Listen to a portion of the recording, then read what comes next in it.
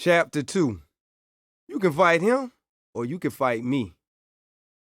Speedway, home of the Indianapolis 500, was a small, lily-white suburb with a few sprinkles of color when we moved there in the mid-1970s. As we drove from the unpaved Indianapolis alley street where we lived to the paved suburban thoroughfares of Speedway, I gawked at the nice houses and clean roads, reminding me of the sitcom The Jeffersons. I wondered if this was the way that George and Wheezy felt moving from poverty to a penthouse. Before that day, we lived with Mama Kenny, my great-grandma, on Murder Street in an old, small, haunted house on a gravel alley surrounded by whooshing, weeping willow whipping trees. I called them that because of the whooshing noise that the thin branches made as they were en route to my behind. Some of my earliest nightmarish memories were of Mama Kenny sending me out to get a branch. On either side of us and across the street, there was nothing but high grass and weeping willow whipping trees. The boogeyman who lived in Mama Kenny's basement hung out at night over there. I knew this to be true because I had seen the boogeyman one night when I got up to go pee. I looked out the front window and, sure enough, behind the big hanging tree, the boogeyman was right there. Before moving to Speedway, I was scared of everything but my little brother. I never got to explore outside of the purview of Mama. Truth be told, I really didn't want to. I always had to be where Mama could see me, which was the front yard and the gravel street. Of course, I could go across the street or play in the grass on either side of the yard, but this was uncharted boogeyman territory. Unlike me, Andre was never scared to explore the boogeyman space. Just another thing about him that I despised. I couldn't stand the fact that I had to share attention with my brother. By the time I became a public bully, I was already a professional from many years of experience bullying my baby brother. One summer morning when he had settled in our new 2-bedroom apartment, Andre was making up my bed while I was doing my favorite thing. Nothing. Thank God I no longer had to wake up in my brother's pee the way I had when we shared a bed at Mama Kenny's. Mama, can I go outside? Did you and your brother finish cleaning your room? Andre had just finished tucking my sheets under the bed like Mama taught us. He turned and held his hand out. I gave him the dime I found in Mama's purse earlier. Yes, ma'am. I did a quick visual survey of our room. We finished. Nuh-uh. He telling a story, Mama. I cleaned it up the room all by myself. Shut up, fool. I paid you. Andre ran into the living room with me on his heels. As soon as I rounded the corner, a house shoe hit me in the chest. Mama shook her finger at me. What have I told you about telling your brother to shut up? We do not use that kind of language in this household. Yes, we did. Mama always told me to shut up. You want me to wash your mouth out with soap, boy? No, ma'am. I said with my head down. Out of the corner of my eye, I saw my brother's lips parting into a smile. I hate you, punk. Albert Lee Frazier Jr., what is wrong with you? Why would you say that? I don't know. When you figure it out, come back to me. Now take your bad behind in your room. I let out a long sigh before turning around toward our bedroom. Mama waved her hand in the air. Better yet, get out of my space. I don't want to hear or see you right now. Go on outside, I want to boy. go too. And take your brother. And you better not put your hands on him. Do not let him out of your eyesight. And don't let the street lights catch you. You hear me talking to you, boy? Yes. At 7, I knew life wasn't fair. I got control what time the street lights came on. And Mama knew that I was not the most responsible 7-year-old. Yet, she always made me take my thumb-sucking, tattletale little brother everywhere. 10 minutes later, Andre and I were near Scott Chandler's house. Big, dumb Bunny Scott had been held back in the 1st grade. He was a whole 8 and a half going into the 2nd grade, while Sean McLemore and I were only 7. Scott was way bigger than all of us. Sean was a thinker and the speedster of our ragtag crew. Like Mama had done to me, Sean's folks made him bring his baby brother Mark with him whenever he left the apartment.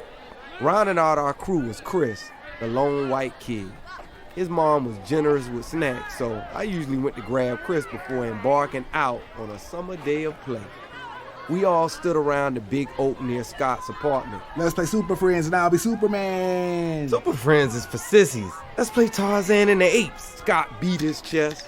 Not to be outdone, I pulled up my shirt and gave out a Tarzan call to the wild. What was that?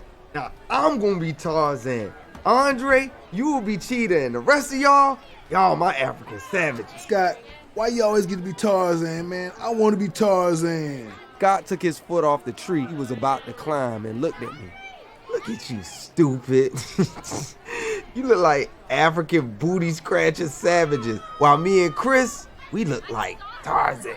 Tarzan ain't got no curly hair and he ain't got no black butt daddy either. Oh, the group said in harmony. Scott walked up to me, towering over me. My daddy ain't no black nigga like yours. You just mad because you and your daddy are African booty scratching. I balled up my fists. My chest rose, and I fell with anger. Don't talk about my daddy. Elba Lee's daddy is an African booty scratcher! Andre pushed Scott. Leave my brother alone. At least I know who my daddy is, your big fat white mammy. Scott pushed me down. Say something else about my mama, I'm gonna kick your butt. Andre kicked Scott in the leg. I said leave my brother alone. I got up seething mad. It was nothing for me to put my hands on Andre, but no one else could. You better not say nothing, scaredy cat. All I could think about was stabbing him to death like that girl did all them people in that new movie, Carrie. I bet he wouldn't be laughing then. I was so busy planning Scott's demise, I hadn't even noticed Daddy's motorcycle parked out front. I opened the door, made a beeline to the kitchen, and grabbed the biggest butcher knife in the drawer. Scott was gonna die today, I thought before turning around. What you think you gonna do with that, Elba Lee? The sound of Daddy's baritone voice scared me so bad, I dropped the knife and looked up at Daddy's cold, hard, dark eyes. I asked you a question, son. I was so determined to stab Scott, I didn't even question Daddy's presence. If he had came by on a weekday, I was either in trouble or Daddy had a surprise for us. Either way, I did not have time to find out. I'm gonna stab Scott Chandler to death. I reached down. Daddy had his foot on the sharp end, arms folded, a concerned look across his blue-black face. Now, what did this Scott Chandler do to you? He called me an African booty scratcher, and he called you a black nigger and an African booty scratcher too. My tears flowed as I attempted to pull the knife away from Daddy's boot. Nobody talk about my daddy. Is that all? Daddy asked if what I said wasn't DEFCON 1 End of the World serious. I looked at Daddy like he was crazy. I was defending his honor. He hit me and pushed me too. Daddy pulled me to the couch. He sat on the couch's arm while holding me by mine. Now, what you crying for, Elba Lee? I shrugged. He stood up. Now, Daddy wasn't real tall, but he was a big guy, what we call chubby fat, hovering around 250 pounds. He and that singer Barry White could have been twins. Daddy was only 5'9", but with his baritone voice, the way he threw words out of his mouth, and his animated gestures, he seemed like an 8-foot Goliath. Boy, you my blood. You a Frazier. Frazier's a warrior. We fight. You hear me, Elba Lee? I nodded. And you ain't no punk. Try them eyes. I tried, but I couldn't stop crying. Daddy stood and took off his All right, belt. if you're gonna cry, then I'm just gonna have to give you something to cry for, boy. No, Daddy, no. All right, then, well, you better go out there and fight that boy. You better kick his ass. I turned to where the knife lay on the kitchen floor. Hold up now, we don't stab children. I guess your mama was right. I shouldn't have took y'all to see that damn movie, Carrie. I knew better than to talk back, but he didn't have all the information. Daddy, Scott is a whole 8.5. He's way bigger than me. Good, and that means he gonna hit the ground way harder. And when he do fall, Daddy kicked the air. that's when you kick him to sleep. But Scott is real big, Daddy. I can't beat him. Elba Lee. Daddy hit me with his belt. Ow! I hollered while grabbing my behind and falling to the gray carpet. Now, what I done told you about saying can't? The belt landed on my hands this time. Daddy always said there was nothing a Frazier could not do. I scooted across the floor and back up to the wall. I tell you what, boy, you can either fight him or you can fight me. Daddy looked at his watch. Time's up, boy. What's it gonna be? Scott, I guess. Then hold your head up then and don't never let it drop when you facing a man. You a goddamn Frazier. Get up and get out there and go whoop that boy. You just run up to him and knock his big ass out. Daddy let me outside. Is that him over there? Daddy pointed to where the boys were playing Tarzan. Yeah, that's him. Scott was beating his chest. I balled my hands in the fist. Boy, if your mama knew you left Andre out there, you really have problems. But if you take care of business, we'll keep that between you and me. He winked. Now tell me, son, who are you? I looked up. Daddy popped me in the back of the head. Who you is, boy? A Frazier?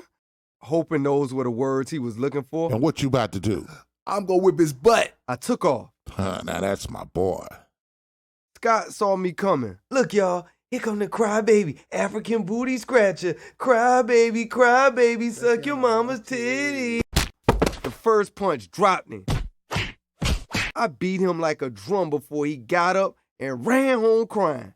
When I got up and turned around, Daddy was jumping around, his hands in the air like he just won the heavyweight boxing championship.